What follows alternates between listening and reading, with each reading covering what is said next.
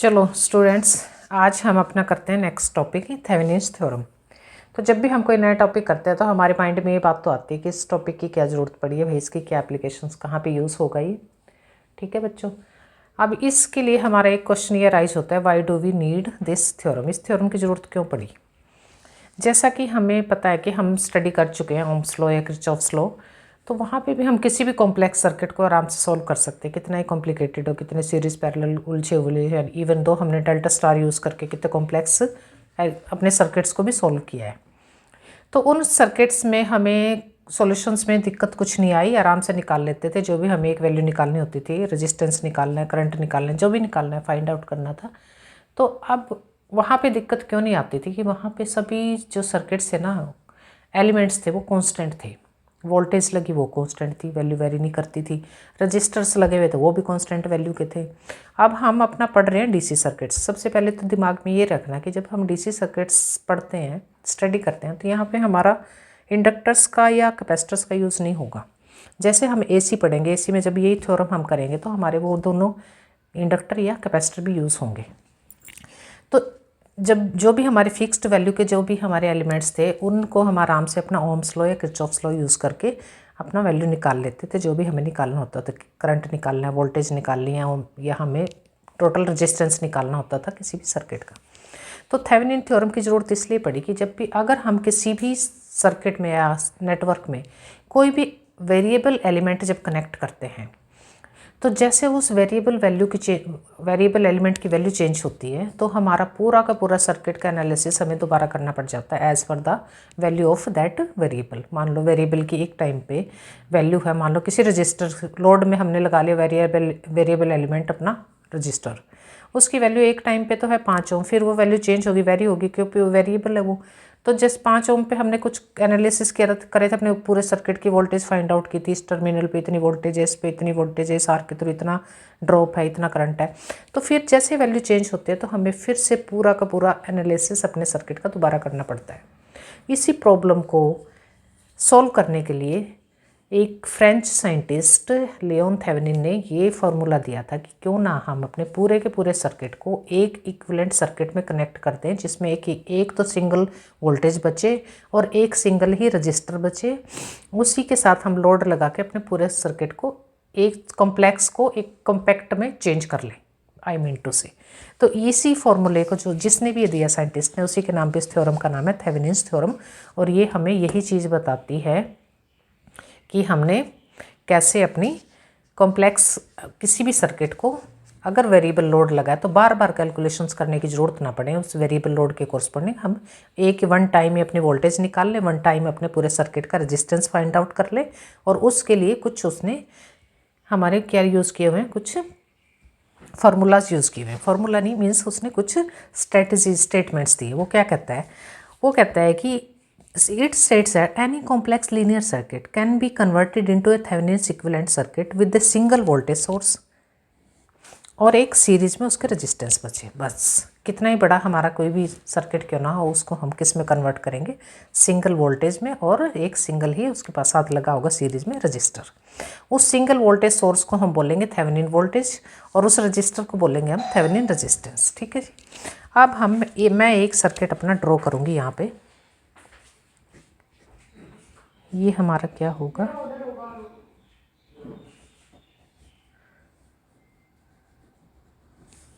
अब इसको हम, ये मैंने एक सर्किट ले लिया है नॉर्मल, ये हमारा वेरिएबल एलिमेंट कनेक्ट कर दिया इसमें। नॉर्मली अगर यह एरो ना लगाती तो ये सर्किट हमारा simply Ohm's law, KVL, KCL आराम से यूज़ करके अपना निकाल सकते थे वैल्यू, जो भी हमें फाइंड आउट करना था, किसी भी नोड की, किसी भी टर्मिनल की वोल्टेज, कोई दिक्कत ना आती। ठीक है। अब यहाँ पे मैं इनको कुछ नाम दे देती हूँ। ये रजिस्टर मान लो R2 है, दिस वन इज़ R3। तो थेवेनिन क्या कहता है कि इसी को, अब ये वेरिएबल है तो यहाँ से जो भी करंट जाएगा IL, इसको नाम दे देते हैं पर लोड रजिस्टर, लोड लगा हुआ है, वेरिएबल है, वैल्यू चेंज होते रहते हैं corresponding to the time period के कोर्स, ये चेंज करेंगे जैसे भी है। तो इसको वो क्या कहता है कि हमने इस पूरे सर्किट का वन टाइम ही वोल्टेज फाइंड आउट कर लेंगे, इसकी कितनी है, उसको हम रिप्लेस कर देंगे एक सिंगल वोल्टेज से ही, और जितने आर लगे हुए हैं 3, इनको वो कह रहा है कि एक ही आर से आप रिप्लेस कर दो, उसका नाम दे दो RTH। क्या कह रहा है बच्चों, थेवेनिन क्या कहते हैं कि इस बड़े से सर्किट को वो इतने से में चेंज करना चाहता है, एक तो जिसमें वोल्टेज सोर्स लगा हो और एक लगा हो R। अब ये जो सर्किट बना है ना मेरा, जिसमें एक वोल्टेज उसके सीरीज में एक रजिस्टर, इसी को हम बोलते हैं थेवेनिन्स इक्विवेलेंट सर्किट। आर को हम ऐसे कनेक्ट कर रखेंगे क्योंकि इसके क्रॉस हमें अगर कुछ निकालना है तो इसी के क्रॉस निकलेगा ना। तो ये जो हमारा फंडामेंटल है ये थेवेनिन थ्योरम कहलाती है। अब इसको निकालने के लिए, सिंगल आर को और इस वोल्टेज को निकालने के लिए कुछ हमारे पॉइंट्स हैं, कुछ हमें टेक्निक्स यूज़ करनी है। सबसे पहले पॉइंट हम लिख लेते हैं। जब हमने क्या निकालना है अपना, सबसे पहले हम लिखेंगे कि वोल्टेज कैसे निकाल लेंगे। अब इस टर्मिनल को हम नाम दे देंगे A और B का। अब हम क्या कहेंगे, इस A और B के अक्रॉस हमें ये पता होता है कि यहाँ पे वोल्टेज कितनी होगी, यहाँ पे वोल्टेज कितनी होगी, ये सारा फाइंड आउट करना है। इस टर्मिनल पे कितनी होगी वोल्टेज, ठीक है।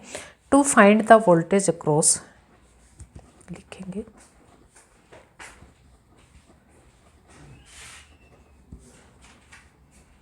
अक्रॉस टर्मिनल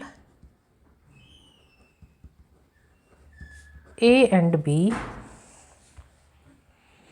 रिमूव कर देंगे लोड रजिस्टर को, remove the load resistor RL। जब हम इसको रिमूव कर देंगे तो हमारा यही सर्किट कैसा दिखेगा वो बना लेते हैं, ड्रॉ कर लेते हैं।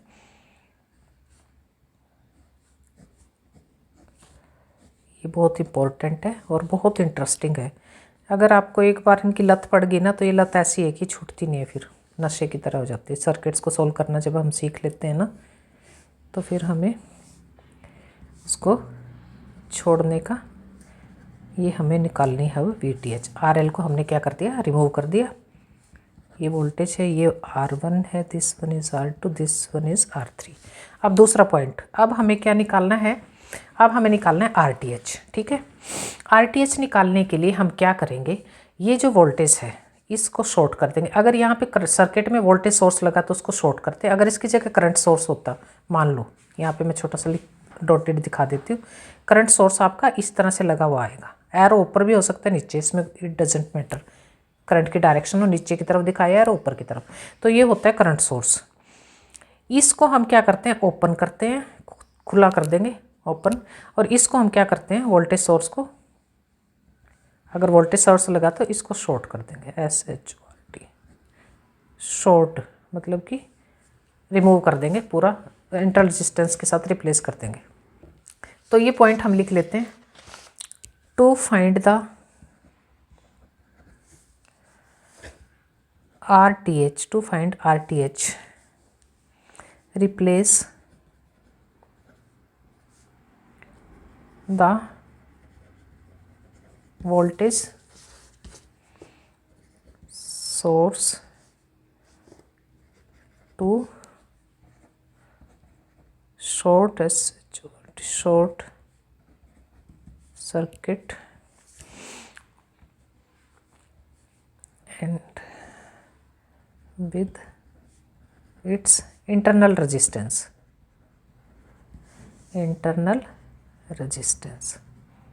शॉर्ट करके R कनेक्ट कर देंगे, स्मॉल r से इसको रिप्रेजेंट करते हैं इंटरनल रेजिस्टेंस को। क्या करेंगे, अब जो दूसरा स्टेप हम ले लेते हैं अपना, इसको हमने क्या कर दिया, शॉर्ट है, बस ये मेरा R रहेगा सर्किट में, बाकी मेरा सर्किट एज इट इज़ है।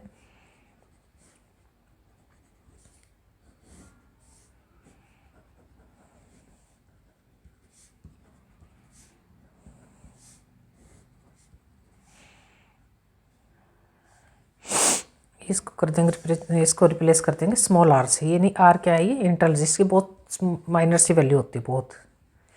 और यहाँ से अब हम अपना हमारे सर्किट को किस तरह से व्यू करेंगे, मतलब कि हमें टोटल R निकालना है, इस तरह से देखना है हमने सर्किट को, किसके लिए, RTH फाइंड आउट करने के लिए। पीछे से हम देखेंगे तो हमें कुछ सर्किट सीरीज़ में लगे हुए दिखेंगे, तो कुछ सर्किट हमें क्या दिख रहे हैं अपने, सॉरी, कुछ रजिस्टर सीरीज़ में, कुछ हमारे पैरेलल में है, दोनों चीज़ें निकल गई। अब वो क्या कहता है, अब जब भी RTH और VTH निकल जाएगा, तीसरे पॉइंट में क्या कहता है, अब हम कर देंगे अपने पूरे सर्किट के। Now replace the whole circuit by Thevenin's equivalent circuit and reconnect the load resistance to it। मतलब क्या कह रहा है, अपने सर्किट में जब ये दोनों चीज़ें निकल गई तो उसको हम रिप्लेस करेंगे किससे, थेवेनिन रजिस्टर को रजिस्टर से कर देंगे, आरटीएच से, वोल्टेज को वीटीएच से कर देंगे कनेक्ट, और ए और बी के बीच में जो लगा हुआ था हमारा आरएल, उसको दोबारा से हम कर देंगे सर्किट में कनेक्ट। और उसी इस सर्किट को हम क्या बोलते हैं, थेवेनिन इक्विवेलेंट सर्किट। इसको हमारा ये फाइनल हो गया स्टेप।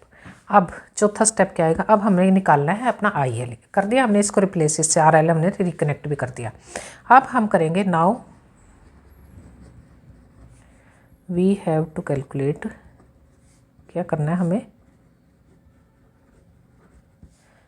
Load current IL। कैसे करेंगे, IL इतना आसान हो गया अब कैलकुलेट करना, क्योंकि हमारे पास एक ही वोल्टेज है। ओम्स लॉ के अकॉर्डिंग करंट क्या होता है, voltage divided by register RTH, दूसरा रजिस्टर है RL, इसके क्रॉस निकाल रहे हैं ना। ये आ गया हमारा final formula for this Thevenin theorem. अब इसी सर्किट को हम वैल्यूज़ के साथ कैलकुलेट करेंगे अपनी नेक्स्ट वीडियो में। थैंक्स।